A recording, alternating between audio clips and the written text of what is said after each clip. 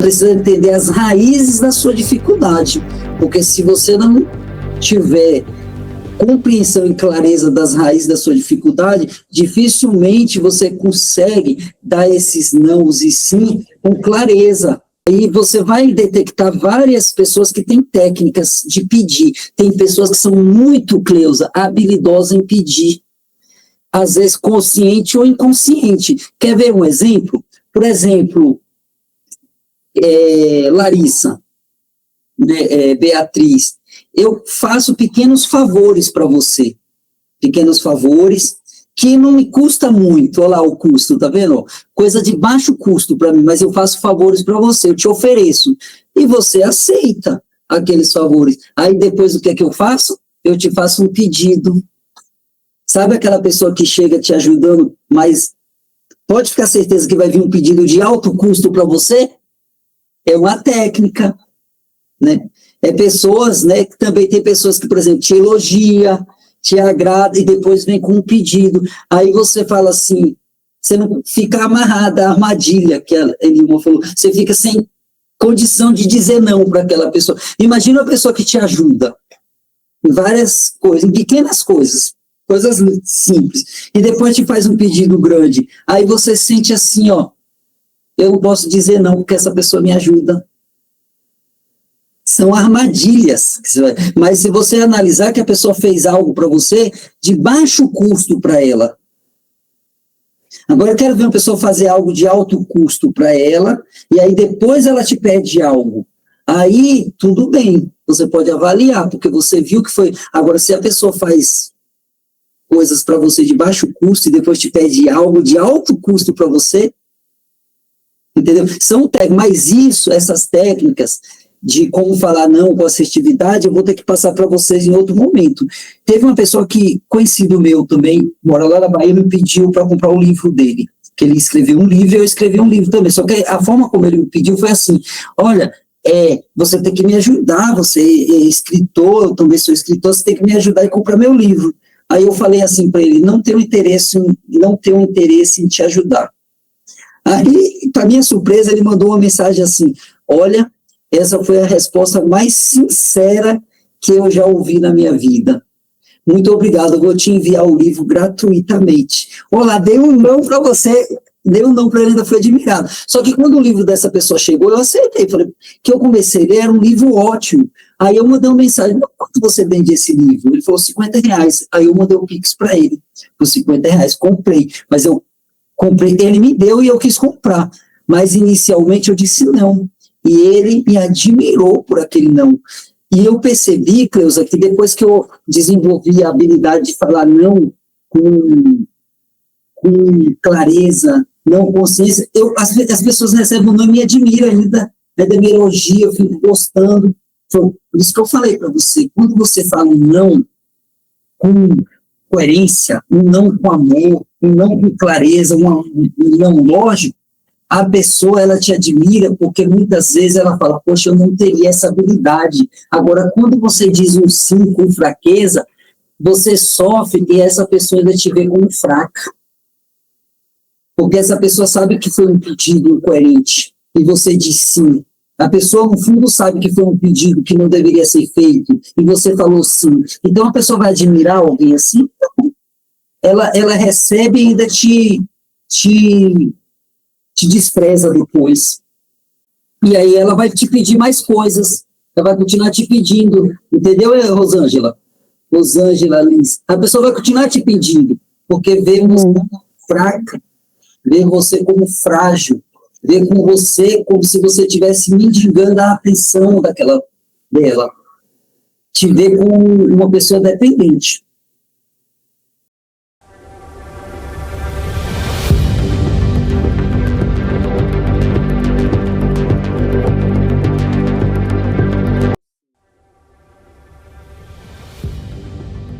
É assim essa dinâmica. Gente, essa parte é a parte principal da aula. É aonde vai mudar tudo. Essa dinâmica, ela vai funcionar assim, ó. Mas antes, deixa eu lembrar aqui, antes de falar essa dinâmica para vocês. Para vocês entenderem como que funciona a dificuldade de vocês de falar não, vocês podem separar assim, ó, o não que você diz para as pessoas, o não que você diz para as situações e o não que você diz para si mesmo. O não que você diz para as pessoas, às vezes você tem facilidade, você fala não para as pessoas, mas você tem dificuldade do não para as situações. Eu vou dar um exemplo de uma situação para você entender o que é não para uma situação.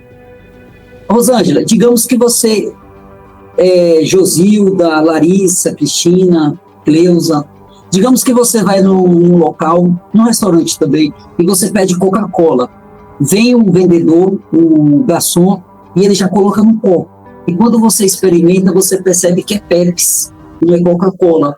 Isso é uma situação. O que você faz? Você chega e fala assim, não quero, pode levar? Ou você bebe a Pepsi mesmo assim? Você faz o que, Cleusa? A Cleusa da Cidade Líder. Eu acho que eu bebo. Eu só não vou beber se eu não gostar muito, assim, sabe? Mas se for algo que eu gosto, eu bebo. Então, mas você pediu a Coca-Cola. Isso é dizer sim para a situação. Entendeu? Porque por muito tempo eu beberia também, porque eu não queria o conflito com a pessoa ali. Eu não queria estragar o clima, o ambiente. Né? Aí a pessoa faz a confusão, não sei o quê, aí já estraga o ambiente. Mas eu digo sim para a situação, mas o não para mim. Aí eu tento criar uma racionalização. Não, mas eu gosto, eu bebo, isso aqui tá bom também. Mas no fundo, eu fui, na verdade, eu disse sim, quando no fundo eu queria dizer não. E tem algumas situações, por exemplo, eu vi um paciente falando, tem condições de comprar um colchão, mas logo um colchão velho. Mas está dizendo sim para a situação. Não consegue dizer não para a mudança de situações. São vários exemplos, porque não dá tempo. E dizer não para si mesmo é como, por exemplo, você tem um impulso de comprar, um impulso de comer algo que você não gostaria de comer ali na sua ideia, você falou, eu estou em um regime, mas... E aí você não consegue dizer não. As pessoas te chamam para um lugar, você gostaria de ir, mas você fala não vou. Na verdade, isso não é um não, é um sim disfarçado do não. Tem isso também. Porque a pessoa te chamou, você gostaria de ir, você disse não. Por que você fala não se você gostaria de ir? É porque provavelmente tem alguma ideia ali que está te afligindo. Às vezes tem uma pessoa que você não se dá bem, né? Às vezes tem medos, e aí você fala assim, eu não vou. Mas aí você está dizendo sim para esses seus medos, você está dizendo sim para as suas fragilidades. Então esse não é disfarçado. Tem isso também. É muito assunto, mas esse vai ficar para uma outra vez. A gente vai para a dinâmica. Assim, ó, a melhor parte é as verdadeiras causas, a origem, aonde começa a causa da dificuldade de dizer não. Eu separei 31 causas, está aqui. Nessas 31 causas, vocês vão falar 2 números. E aí eu vou, né, no número dessa causa. Aí eu vou dizer a cena da infância, a cena sua da vida adulta, a leitura psicanalítica e o sinal que esse roteiro ainda está ativo na sua vida, certo? Na hora que a gente começar, vocês vão entender. Vou começar em ordem alfabética. Vamos lá. A gente tem 13 pessoas. Andréia, me fala um número de 1 a 31.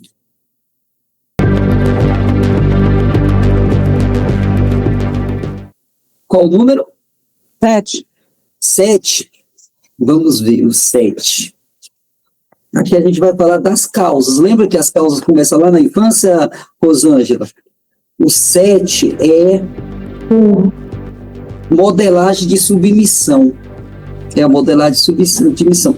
Como que é isso? A cena formadora dessa modelagem de submissão é quando em casa o pai, a mãe, a avó, ou alguém, tem alguém na sua família que sempre cede aos pedidos dos outros. Vamos supor, a sua mãe. Tudo que o seu pai pede, a sua mãe dizia sim. A sua mãe nunca conseguia dizer não. E aí você, criança, você olha e você se espelha nela. Aí por isso que vai dizer modelagem de submissão. Aí você vai ter essa referência. Qual que seria a frase da mãe? A frase da mãe seria assim, ó: deixa pra lá, é melhor eu fazer. Ela diz sim para evitar confusão, dá aquele risada amarela, diz sim para não discordar. Mesmo quando alguém impõe algo injusto, essa mãe, ela engole em seco, ela engole e aceita. E aí traz aquela mensagem: gente boa é a que cede. Quando você diz sim, evita conflito. O dizer sim gera paz. Aí a criança, ela é modelada por essa figura de referência. Esse é o número 7. É Bandura, Elisângela, que vai trazer essa teoria quando a criança imita o que vê. Muitas vezes, se a sua dificuldade de dizer não se encaixa nesse número 7, é porque você aprendeu com alguém que era melhor dizer sim, não foi diretamente com você. Na vida adulta, você assume tarefas, na família evita trazer temas que geram conflito. No relacionamento, você concorda sempre para evitar o conflito, né? Você diz sim. Sabe aquela pessoa que fala assim, eu pago para não brigar? Na verdade, essa pessoa, ela tem dificuldade, na verdade, de dizer não, né? E aí, discorda quando o gatilho, né, os sinais que está ativo, é que a pessoa depois sente raiva por ter dito sim. Apesar da pessoa ter dito sim, mas a pessoa sente raiva dentro dela. Por que eu sempre falo sim? Esse é o gatilho. Vamos lá, vamos falar outro número. Agora, só um número, porque senão não vai dar tempo. A próxima. Aí você vai ver qual é que você se identifica. E você, Beatriz, fala um número.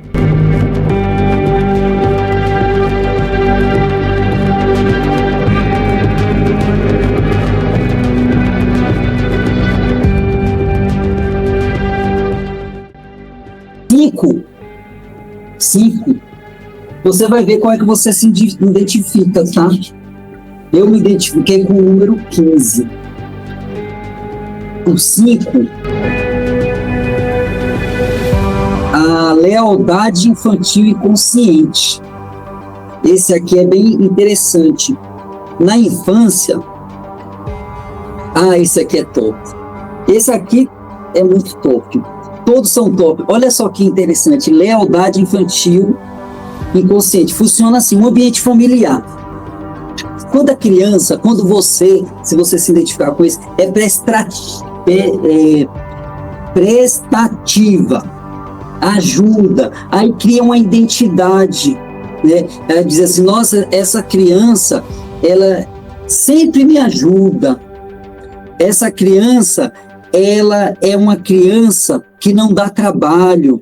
Aí quando você diz sim, quando a criança diz sim, aí os pais falam assim, ó, orgulho da mamãe, orgulho do papai. Aí a criança, ela cria aquela identidade e tem medo de decepcionar. Se ela falar não, decepciona os pais. Aí a criança aprende assim, eu tenho que dizer sim. Ela aprende dessa forma, eu tenho que dizer sim. É a lealdade infantil, aquela identidade que foi colocada. E o medo de decepcionar. Aí o que acontece na vida adulta? Quando alguém te pede algo, você, Elisângela, Larissa, Rosângela, Cristina, aí o que acontece? Você assume essa identidade. Nossa, a pessoa me pediu, é como se fossem os pais te pedindo. Mas aquela pessoa não é o seu pai, aquela pessoa não é sua mãe, aquela pessoa não é sua cuidadora, mas você sente como se fosse. Aí você não quer decepcionar aquela pessoa e você diz sim. Aí essa pessoa no trabalho, ela assume muitas atividades extras, para o quê? Para não decepcionar a chefe, a equipe. Digamos assim, a Cleusa é minha chefe. Eu não tenho esse problema, mas digamos que eu tenha. Aí a Cleusa me pede para fazer algo, bastante coisas ali, né? Aí eu posso chegar e dizer, olha, é muito, eu não dou conta, tal. Ela vai avaliar, vai analisar e tudo, e de repente vai dividir, né, o serviço com outra pessoa. Mas se eu tenho essa dificuldade de lealdade infantil, o que é que eu faço? Eu digo sim. Quanto mais serviço a Cleusa vai me dando, eu vou aceitando, nunca vou dizer não. Por quê? Porque eu não quero decepcionar a minha chefe, eu quero passar para a minha chefe que ela pode contar comigo, que eu sou uma pessoa que estou ali para ajudar. E aí eu vou dizendo só sim. E se eu vou dizendo só sim, vai vindo mais serviço. Porque às vezes ali a chefe não está nem percebendo que eu estou sobrecarregado. Porque eu não pontuo para ela, eu não mostro para ela que já deu o meu limite, ela às vezes não sabe. Essa é a lealdade infantil. E essa pessoa, ela vai ter muita dificuldade também de descansar, né? É isso. E a pessoa se sente culpada por estar dizendo sempre sim. Vamos para o próximo número. Claudinha, fala um número para a gente. Alguém se identificou com alguma dessas duas? Manda um oi, se alguém se identificou com lealdade infantil. Você se identificou com lealdade infantil, Beatriz? Caracas! E com a número 7, alguém se identificou? Modelagem de submissão? Sério, Cleusa? Caracas! Você, Rosângela? Isso é modelagem de submissão ou lealdade infantil? Submissão. Gente, olha, essa lealdade de submissão achei que era bem... Quase não tinha. E você, Claudinha, fala um número. Qual? 21, tá desligado o microfone. Isso, 21.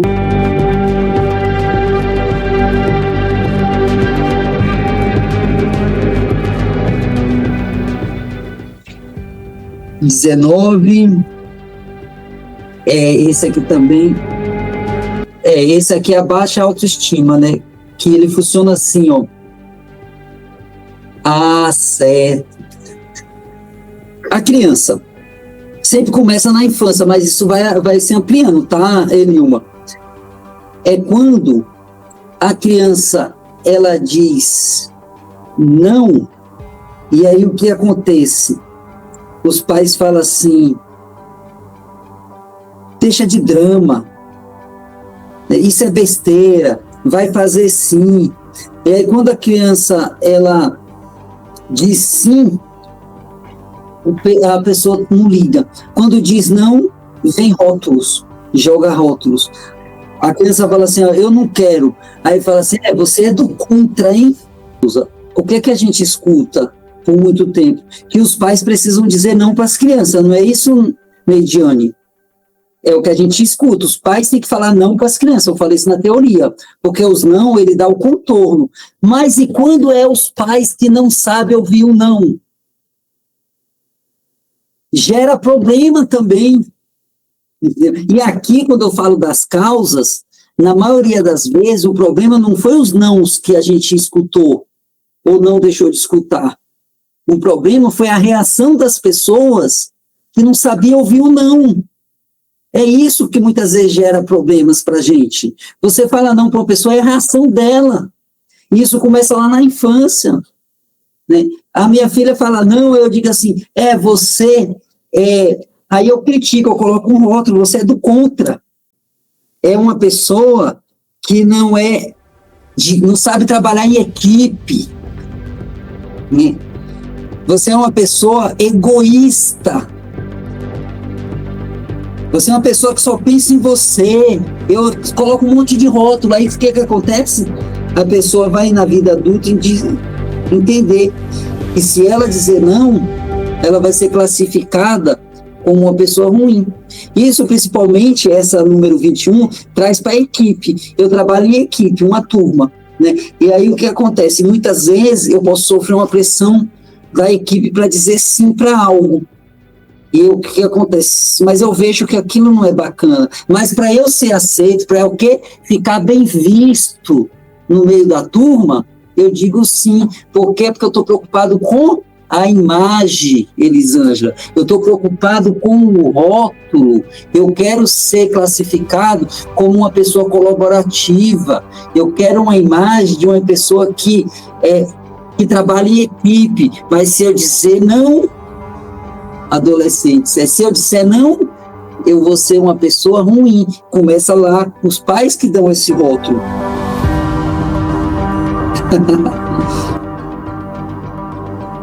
É isso. Vamos lá para a próxima. Quando você entende as suas dificuldades que você teve, aí sim você vai estar, Rosângela, apta a começar a utilizar técnicas e métodos, a aprender a falar os nãos com mais eficiência. A pessoa te pediu algo, você falou, não posso, não é eficiente. Você normalmente utiliza eu não quero, eu não vou fazer, porque quando eu não posso, aí dá, a pessoa, mas não pode por quê e tal. Aí você aprende a desenvolver técnicas onde você fala não e a pessoa ainda te admira. Mas antes disso, você tem que trabalhar a raiz da sua dificuldade, certo?